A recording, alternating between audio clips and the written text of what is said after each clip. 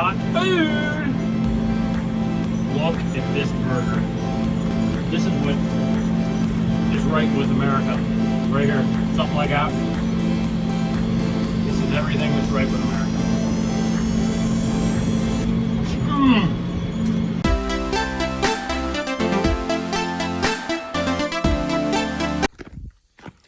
Here we go. It's rye planting season 2020. We're gonna get started. So we sprayed the fields that we wanted to kill off to plant the rye. You'll see them in this short segment, brought to you by my father-in-law, Duff.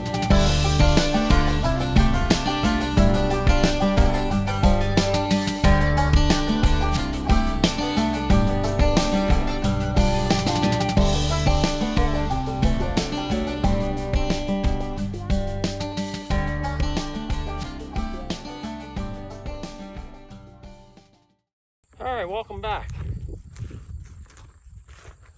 Drop this stuff here. Show you the planter. So what we got here is a Great Plains 706 NT. It has 3 separate hoppers. One here, one for native grasses here, and the one for the cereal rye that's going to be up front.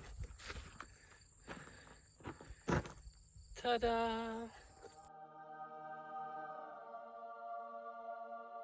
All right. So for those of you who have never messed with a no-till, you've got the sod cutter up front, lead colt here. You've got the one here that, whoops, sorry. You've got the sod cutter up front. That's the lead colt here, right here. You've got the one that separates for the seed trench and drops the seed. Then you got the press wheels back here. So yeah. In my county, so I'm in Fayette County, Pennsylvania. In my county, you can rent this drill off the conservation district for a fee, per acre fee. And yeah, so we're gonna go ahead and plant 12 acres of cereal rye today. Follow along, should be fun. Gotta check the oil. I'm somewhat level, shouldn't be too bad. Oh yeah, right in there. Screwdriver. Gonna need that later.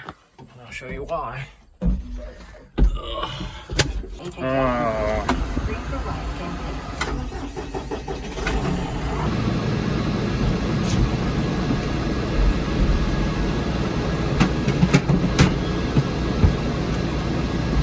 Shoot. It's a warm one.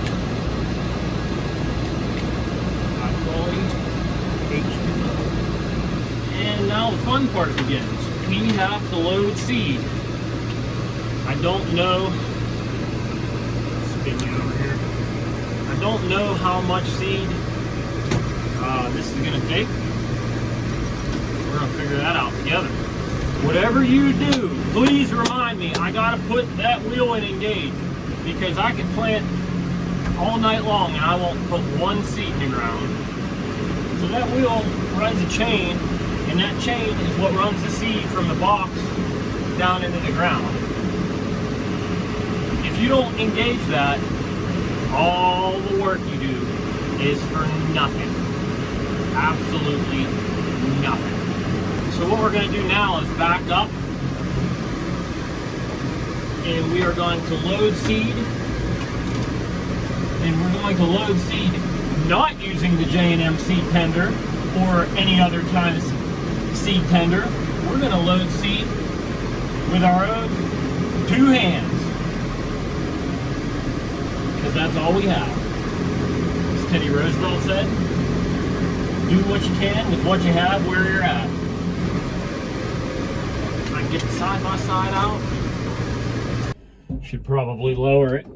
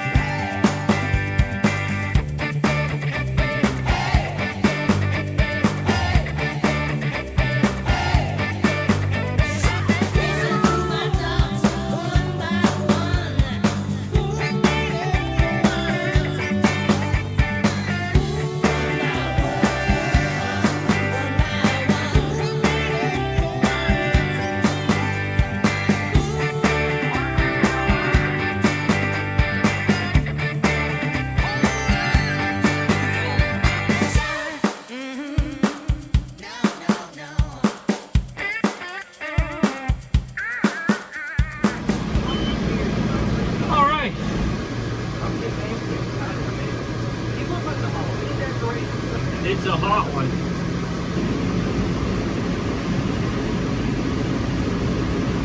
Oh, that's even worse.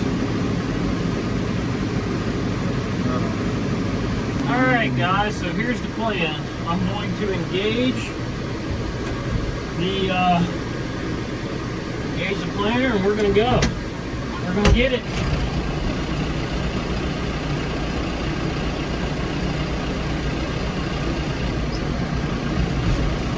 So I have the planter set for 3 bushel to the acre. I'm drilling into an existing sod. And yeah, so here we go. I'm going to make this one pass and then I'm going to get out and check. Alright, so what I'm going to do is I'm going to come to a stop up there. Whoa. And we're going to check and see how it's doing. So yesterday we kind of level set this planter to make sure everything was working the way that we needed to, grease the machine, etc. So now we're gonna dig up what we've planted, a little bit of it, and make sure that the press wheels are getting everything shut in. Oops, sorry, the lighting was bad. We're gonna, you can kind of see that, yep. So I'll be chasing those tire wheels all day, and we're gonna dig up in here somewhere and make sure that we're getting good good seating.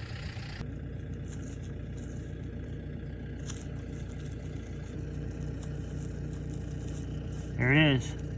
Bingo. See it right there and right there? So we'll cover that back up.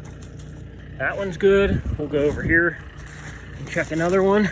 Make sure everything's good over here as well. One right there. Yep, so about 1.5 inches or so. Take it. All right, so we're planting. So we're getting the right depth. Oh, not too worried about. You'll hear some farmers talking about singulation, and yeah, that's more for row crops. Oh. We're not worried about that as much as we're worried about making sure we're getting good seed and soil contact and it's covering everything back up. Like I said, I have to chase my tire tracks, and I have to not overlap the rows, but overlap my tire marks to make sure we're getting proper coverage. You're probably wondering why this thing's squeaking. I don't know. Can you hear that? We greased everything on this machine last night when we set it up to make sure we had the right seeding rates and everything like that. So first time using a no-till drill, so maybe this is a normal thing, I don't know. But everything is properly greased. And I'll be listening to that for the next however many hours.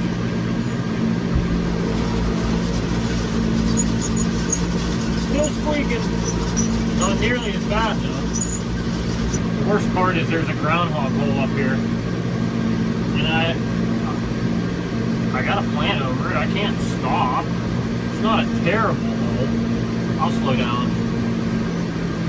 Not that I'm going fast to begin with, but yep, planted right over his house. So at the end rows I'm picking up, turning into this hayfield, and then backing up, finding my tire track, putting it on the inside of my front tire track, and dropping the planter. One of the things that I asked, you know, my father-in-law told me when we plant no-till corn, the planter should be, or has to be, one of the two, in float. So what that means is you have your SCV down, up, but if you push all the way down, it'll stick, and that's the float, right? So if you're going over different things, if the planter comes, if you come up over a high spot, the planter won't dig in there. It'll ride the ground basically. So after discussion with Doug yesterday, we decided that putting it in float to plant would probably be the best course of action. So that's what we did. Seems to be working well. It, floated right over top of that groundhog hole. For those of you who think I mow hay slow, this is like painful slow. This is like walking speed. Down here when I get turned around, I'm gonna get in, out, check, see how much seed I have. I was able to put 12 bags in the hopper. Those are 56-pound bags. 12 bushel of seed will go in that primary hopper right there. Now to take an Instagram photo. Don't judge me. Dirty. Thank God Instagram can't hear that. And pick it up. Find my row. I'm gonna get out and check.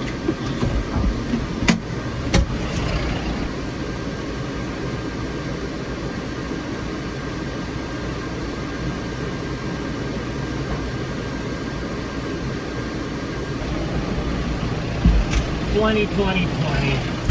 I don't finish up, it's 4:30 right now. If I don't get all this planted before the sun goes down, which is in 3 hours, I'm gonna keep drilling with the lights on. Yeah, that's gonna be very, very painful. It's not that I'm flying, so it's just gonna be hard to spot this is where I need to be. So this drill does not have a fertilizer hopper in it. So we will spin on fertilizer. I did pull soil samples from the local grow mart. My rep, Bruce Smith, came out, grabbed some samples, came up with amendments that we need, and that's what we're going with. So, yep, it'll be bagged fertilizer, so that's going to suck. But it is what it is. If we're going to plant it, we've got to make sure that it gets the nutrients that it needs so we have a successful crop. I know one thing, there's some kind of big time farmer rolling around in his grave right now because got low on seed, probably didn't even have enough to finish this row right here. So I'm heading down to the farm to hand chuck bags back up there. So it is what it is. Do what you can with what you got where you're at. So we'll speed this up a little bit. What do you think? 1, 2, 3. And we're back planting again. And I got food. Look at this burger. This is what is right with America. Right here, something like that. This is everything that's right with America. I'll spare you the noises. I'll be back after I eat my burger. So we've probably got about a quarter, maybe a little bit more, maybe a third left of this field here. It's 7 o'clock now. It'll be getting dark here pretty soon. Just check the hopper, and it's about half empty. We're getting there. Hi, neighbor. I can tell you this, it is certainly a pain in the rear end to try to run this drill with a front end loader on. I'll never do that again. So we're almost done with this field here. I've done the end rows. And yeah, it's really hard to see at night when you're planting in the sod, that's for sure. It is very difficult. The other kicker to this is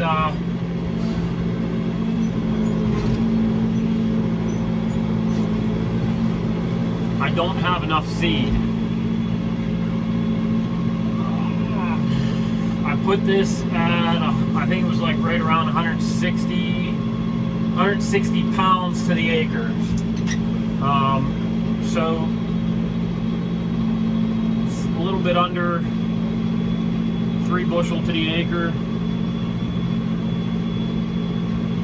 or a little over 3 bushel to the acre. No, a little under. I don't know. I put it at 160 pounds, and ended up not having enough seed to do the other side. So tomorrow morning I'm going to have to, I'm taking my daughter to school if she wants me to. And then after that I have to run to Agway, because that's the closest seed dealer we have around here in Connellsville. I'm going to run to Agway and I'll pick up some extra seed.